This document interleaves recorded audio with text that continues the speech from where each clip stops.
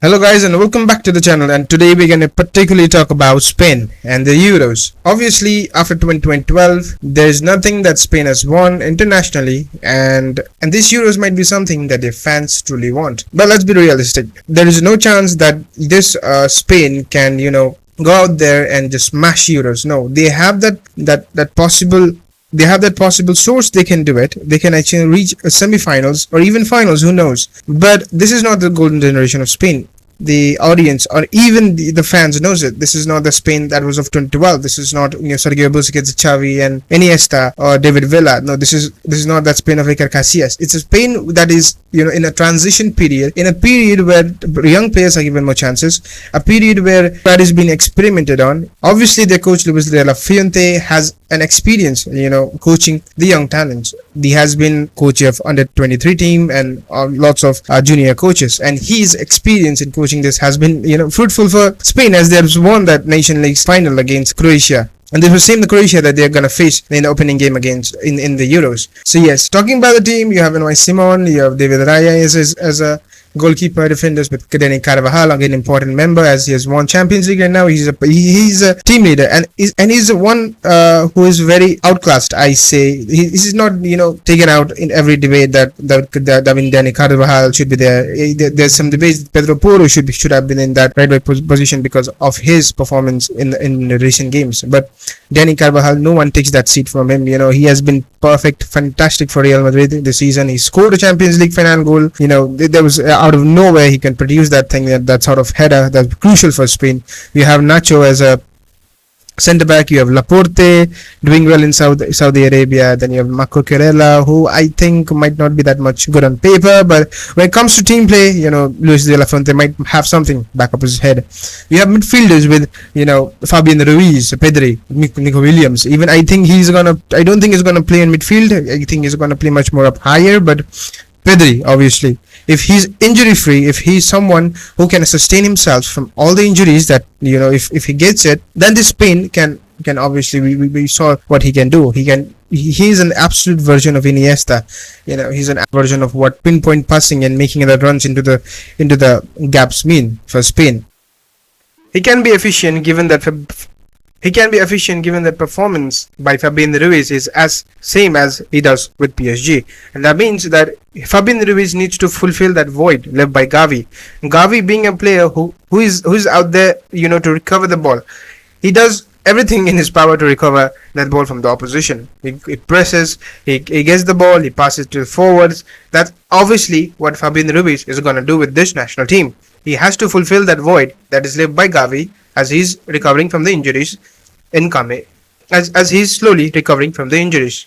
When you talk about those attackers, it's like a finger-licking things. You have got Lamine Yamal, you got Fermin Lopez, you got Joselu. Now Joselu, you might not see in the media saying that Joselu is this, Joselu is that. He's old, aged, it was luck that Real Madrid, but he delivers. He delivers when the team needs him. He delivers in the crucial movement.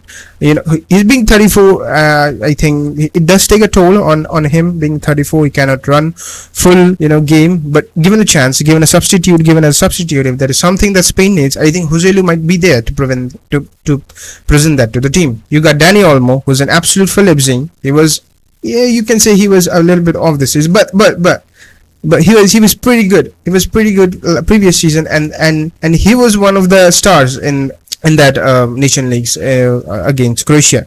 So Fermin Lopez, Lamine Yamal, and obviously a guy who everyone looks up to in that Spanish squad. He might be something that take the ball and do something. That might be the feeling in this Spanish team. And Luis de la Fuente is an absolute and Luis de la Fuente is someone who is absolute on these things. He can transform, he can develop youth players, as we have seen. He has that experience of coaching those youth players. He has that experience of making those young players and taking out their abilities and making them into something of a stronger team. And many of these players have been coached under Luis de la Fuente in some point of the time in the youth time. So he knows this from the core, this team. have to realize that when it comes to Spain, there is no individual stars. The team in 2012, which won the Euros, the team which won the World Cup, if you look at it, there was no individual stars. It was like the team playing as a whole. It was like a German team. There is no individual stars. No Kylian Mbappe. There is no players like Cristiano Ronaldo who would alone win the match. No Lionel Messi type of player. It's just like a team that would play football based on their position, based on their what you say is like tiki-taka movement. They're based on their short passing, penetration football. And being Lamine Yamal as an individual who is, bouncing in the world star in the world stage as someone who is capable of eliminating careers of Messi and Ronaldo, we don't think that Luis de la Fuente will be keen on focusing solely on Lamine Yamal. Obviously, team's play is going to be a very important part for Luis de la Fuente as he focuses that on more. Looking at the squad lineup, I think David Raya should always be there as a goalkeeper. He's quick on his feet. He's everything a goalkeeper needs with a team that will have like more than 70 to 80% of possessions. And the defense, like Dani Carvajal obviously on the right back, with Laporte and Nacho as a centre back, Corella especially on the left back. In the midfield, Pedri, Rodri and Fabian Ruiz take their spot. These two has to combine in absence of Gavi. In absence of Gavi, Fabian Ruiz has to step up as Pedri needs that someone who feeds him in that crucial areas.